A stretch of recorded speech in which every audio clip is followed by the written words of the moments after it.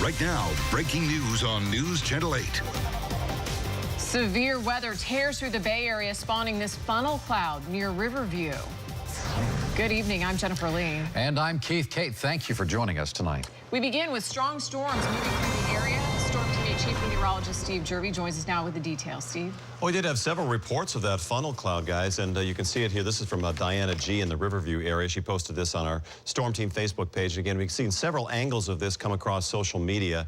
Again, we're investigating the possibility of some damage in and around that area in the central part of Hillsborough County. Very strong storms, concentrated, probably local flooding, a lot of lightning, and maybe possibly as well some small hail about a half hour ago in and around this area. The leftovers of the storm are building to the south. There are also some storms south and rather north and west of Dade City and Lacucci. This is just on the border there between Hernando and Pasco County.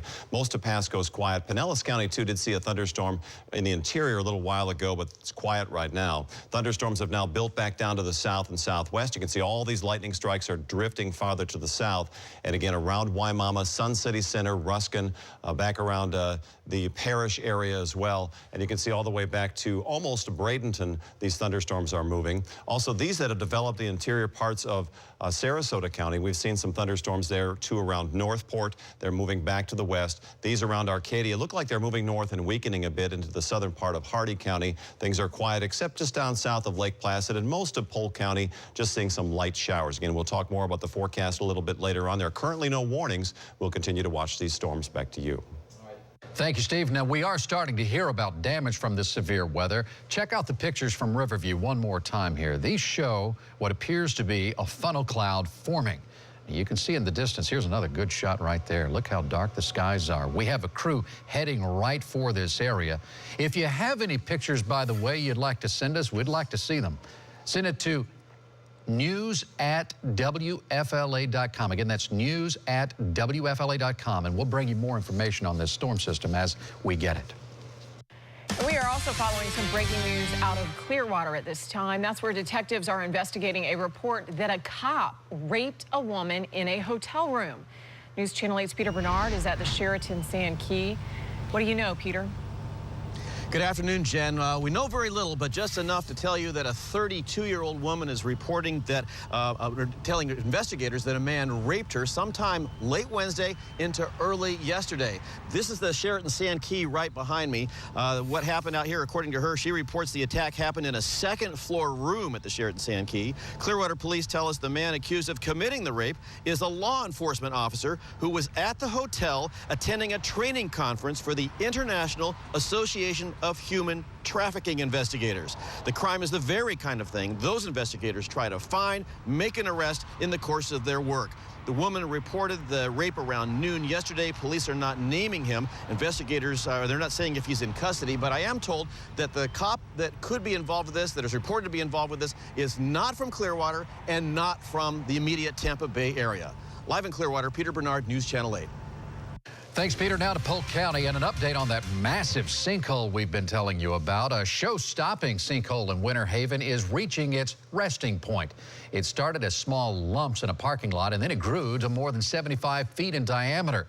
The sinkhole is right across the street from the Legoland amusement park.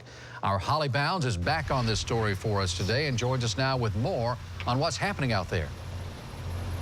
Good evening, Keith. The property manager here at Winter Haven Square is ready to get the show on the road. He wants repair work to start out here so that this place can get back to normal. 3 stores back in business, but he says there are some roadblocks. The latest attraction in Winter Haven is so spectacular, it's bringing people back who just cannot believe their eyes. This is my 3rd time since yesterday morning. Why do you keep coming back? Well, I'm just curious, watching geological history take place. A sinkhole in the middle of a shopping plaza parking lot. Not something you see every day, and property manager Brian Swain wants to keep it that way. We're waiting on the insurance company, and without them getting an adjuster on site and approving this, because obviously this is a gigantic expense, you know, we just can't move forward right now. Swain says if there was a threat to public safety, they'd simply go for it. But experts tell him the surrounding areas are safe. Still, Friday, workers put up fencing to keep onlookers from getting too close, and security on site is not going away. We're going to keep a police presence here 24/7. Make sure the public is safe. That's our biggest concern. Another concern, the weather. There's no doubt a big rainfall could do some damage out here, but that's not necessarily a bad thing. We don't think that a rainfall would actually increase the circumference of the hole, but the parking lot itself, how the parking lot was constructed, which is basically crushed lime rock and asphalt, is sitting on a lens of water right now. If we get a large rain, it's going to wash away at some of those underpinnings, and that would continue to collapse, possibly making the hole deeper. But that's something we're going to find out anyway. I spoke with the project manager just a few minutes ago, and he told me as of now the plan is to start that drilling tomorrow. So that is good news. Also, they are going to meet this weekend to see if those 3 businesses can indeed open Monday as originally planned. We're live in Winter Haven. I'm Holly Bounds, News Channel 8. Police want new leads to solve the murder of 9-year-old Felicia Williams. They have put up highway signs asking for help in the case. News Channel 8's Jeff Patterson joins us now live from the Courtney Campbell Causeway. That location is significant too, right, Jeff? Yeah, exactly, Jen. Good evening. You know, people fish along here, they jog along here, and thousands of people drive along here every day. Now police have put up signs like this, hoping perhaps just one of them can bring information to help solve a murder case. Just 9 years old, a life cut short. Temple Terrace police want help to solve the murder of Felicia Williams. Anybody, either a commuter or someone who is specifically out there doing the times that we're talking about. Police have named 35-year-old Granville Ritchie as a suspect. He's in jail on a drug charge, but today, Police Chief Ken Albano told me as a result of the murder investigation, Ritchie will now face 4 counts of having sex with another minor. Still, Albano wants more evidence in the Williams case. The little bits of information that come in are essential to us. Many tips have come in. Today, we also learned from the operator of this mobile bait shop, police have taken their security camera video. The cameras point in the exact direction where Felicia's body was discovered. Cesar Jesus Lopez is out here every day.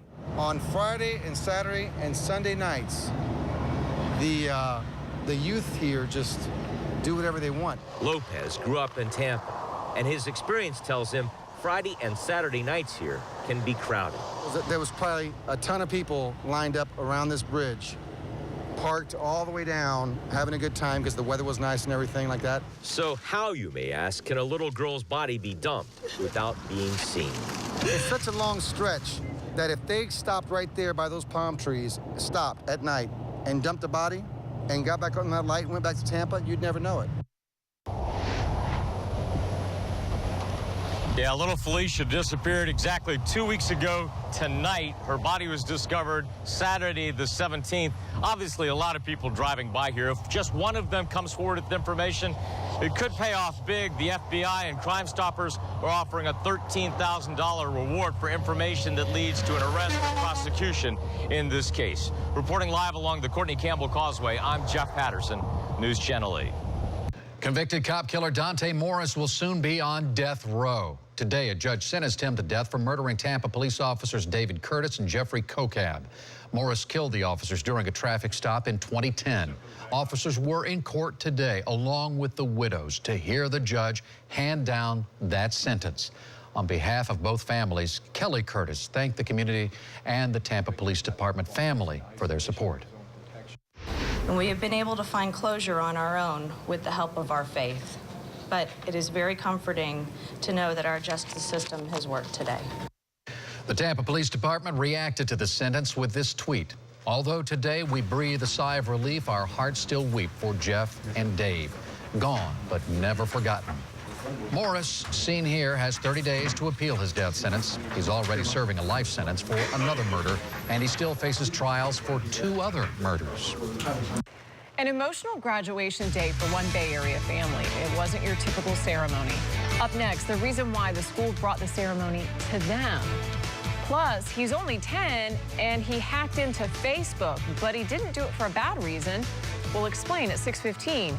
And we continue to follow breaking news in Riverview. There is storm damage in that area, and these are some pictures posted to Twitter by Justin Johnson. This is in the Colonial Hills neighborhood. We are continuing to track the weather damage and will update you throughout the newscast.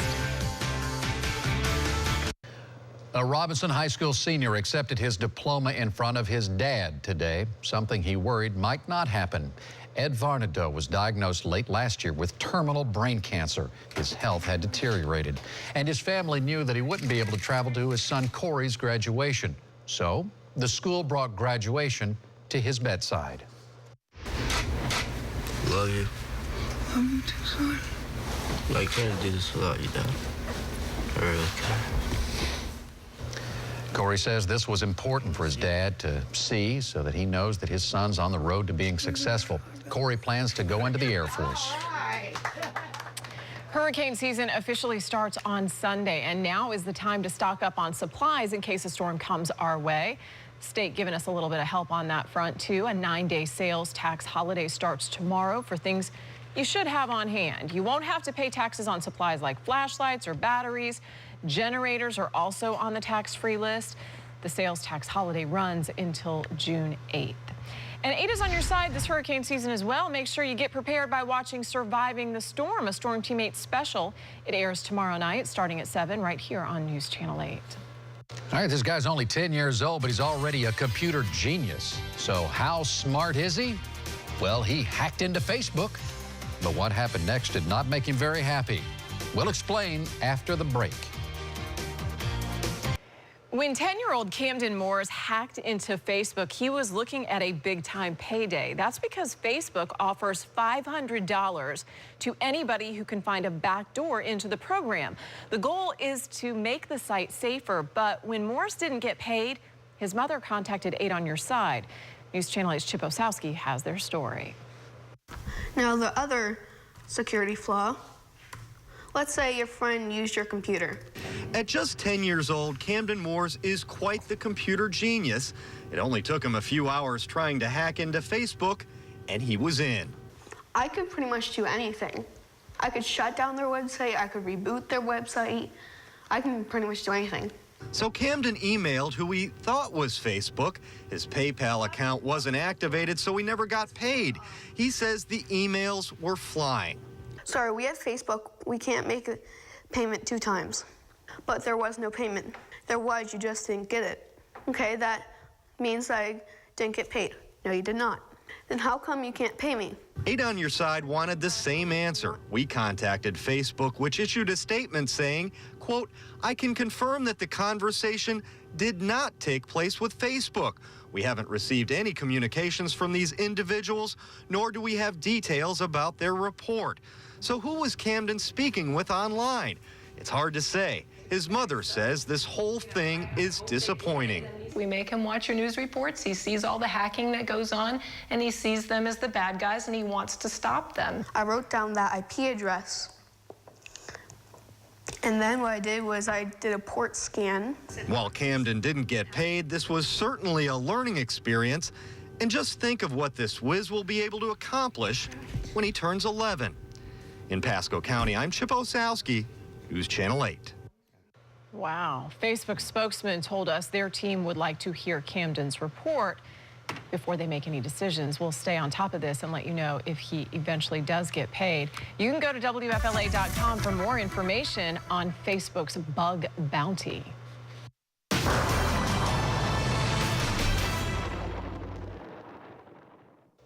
Well, here's another look at that storm damage in the Riverview area. These are pictures posted to Twitter by Justin Johnson. This is the Colonial Hills neighborhood, and we've also seen reports on Facebook and Twitter from pictures of funnel clouds in and around this area, various angles of it. No official observation, obviously, by the National Weather Service or storm damage yet, but no doubt they'll be looking at some of this damage over the coming days. Thunderstorms have weakened a little bit in around this area, but still seeing quite a few lightning strikes that are building back toward the coast now. The potential for severe weather is still there, but probably lesser than it was earlier. Northern areas north of Inverness, the northeast part of Citrus County, and this is north of Inverness, east of Pine Ridge. This goes all the way down 75. This area never really developed too badly west of Lakuchi and southeast of Brooksville, but it's still producing some isolated thunderstorms. Areas south of Fishhawk still getting rain, and they've seen some very heavy rain from the earlier thunderstorm right through Waimama down to 75, Ruskin, and down to Sun City Center, and then points south of that into the western part of Manatee County. Still seeing some thunderstorms as well, pushing southward toward Lakewood Ranch. Not many lightning strikes there, and this goes all the way into the interior sections of Manatee and Sarasota County. Really now Northport seeing the strongest thunderstorms. They are moving slowly to the west and downpours, not at severe levels. Also Hardy and DeSoto County seeing some showers. Highlands, just some rain at the moment. Same with Polk, although some of these Polk thunderstorms are moving in extreme western Polk, south of Mulberry now, west of Fort Meade. A few lightning strikes there too. So no current severe thunderstorm warnings, but that doesn't mean you still can't see strong wind gusts as well as quite a few lightning strikes and local flooding. No doubt been a lot of that today. 73 degrees at 8 a.m. Temperatures cooling down overnight. Could be some patchy fog, especially where you have a lot of leftover moisture from some of the rain that may have fallen today. 82 degrees at Tampa International, 86 at Whittier Airport in St. Pete and Pinellas County. East wind at 13 miles per hour. It's 86 in Largo and Pinellas Park currently. Not these areas have not seen much in the way of thunderstorms, so temps still warm. Where showers did fall, temperatures did as well. 71 degrees out in Valrico, 73 in Lakeland, 80 Lake Placid, 87 Brooksville, Crystal River, 86 degrees. Quite a few clouds back to our west, a disturbance out in the Gulf of Mexico. And again, these are storm reports of tornadoes. That's what's highlighted right there, the one that's well documented now, and then farther down to the south as well. This area of low pressure remains in the upper atmosphere, deep tropical moisture, essentially the same kind of rain chances for tomorrow and also for Sunday with a weak backdoor front sneaking in from the north and east. So we'll keep that 50% storm chance. Emphasize that will be in the afternoon and the evening hours. Temperatures before that point could reach in the upper 80s, near 90 degrees. Very classic summertime weather, although we haven't clicked officially into the summer category. We're still certainly feeling summertime weather. So 50% certainly is very much rainy season stuff there. Yeah. Monday, Tuesday, Wednesday, Thursday, we'll see lesser rain chances. But it really comes back to that average you're talking about. Yeah, you know? Yeah, it does. Yeah. We just look at when it starts, and usually starts about now. All right. Thank you, Steve. Yep. All right. Coming up in sports, Bucks coach Lovie Smith recalls his favorite memory of the late Malcolm Glazer. Plus, Josh Freeman is back on the unemployment line. Find out why the former Bucks QB is again without a team.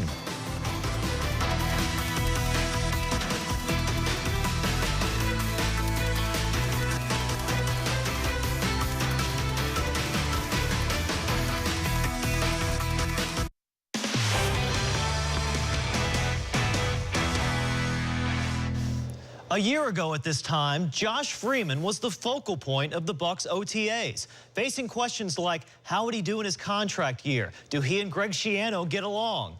Well, we all know the answers to those questions now. And since that time, Freeman has been released by 3 different teams because today, the New York Giants cut Freeman loose. He'd already been let go by the Bucks, then the Vikings, but then the Giants had signed Freeman to a 1-year contract last month. It was his insurance for Eli Manning because he was coming off of ankle surgery, but Manning showed up to camp all healed up, so Freeman is back on the unemployment line. His playing career is quickly heading in the wrong direction. Well, it's been 2 days since Bucks owner Malcolm Glazer passed away, but his legacy of leading charitable efforts in the community, that will live on for years. Today, several members of the Bucks were at Graham Elementary in Tampa to promote their brand new Ticket to the Future program. Now, here's how it works. If any student in the program meets certain academic goals, when they graduate from college, they'll get a guaranteed job interview with the Bucks organization. Pretty cool. Coach Lovie Smith was also there today, and he recalled his favorite Malcolm Glazer memory. We're in the sports business, and the ultimate goal is to win the Super Bowl. The lasting picture, lasting memory I'll have of him holding up the Lombardi Trophy. I told our football team, best way we can honor him is to have a successful football team on the field next year, which we plan on doing. From one owner to another, as Donald Sterling promised, he's not selling the LA Clippers without a fight. NBC News is reporting Sterling plans to sue the NBA for $1 billion. Last night, his wife Shelley agreed to sell the team to former Microsoft CEO Steve Ballmer for $2 billion. but the sale happened without Donald Sterling's approval. Hey, beach volleyball going on in downtown St. Pete. The main draw of the St. Petersburg Open started today, which includes the most successful woman ever to play the sport. That's Carrie Walsh Jennings. She's a 3-time Olympic gold medalist, but she has a new playing partner. April Ross replaces the retired Misty May trainer, and Jennings and Ross won today. This tournament will go through Sunday. Well, the University of Tampa baseball team needed a win today to advance to tomorrow's Division II National Championship game, and it was a thriller in today's semifinal against Colorado Mesa. Tied at 2 in the 8th inning. Mesa with a single to left to Tampa's Michael Danner, and Danner throws out the runner trying to score, so it's still tied. We go to the bottom of the 9th. Mesa, a runner on third with 1 out, fly ball. Zach Gowrich, oh, can they throw another runner out of the plate? Oh, catcher can't hang on, so Mesa goes on to win 3-2. Tampa's season's over. What an incredible year. Their record finished 54-4. Impressive team. That's good. Pretty good. Hey, we're continuing to cover some breaking news. I want to show you this before we go. Strong storms leaving damage in the Riverview area. This is a live look at some of the damage in the Colonial Hills neighborhood. We'll have a live report for you coming up on 8 at 7. Steve Jervey all over this weather system as well. Yeah, hate to see that. Part of the season. No current warnings right now. NBC Nightly News is next. We're back at 11, too. Good night.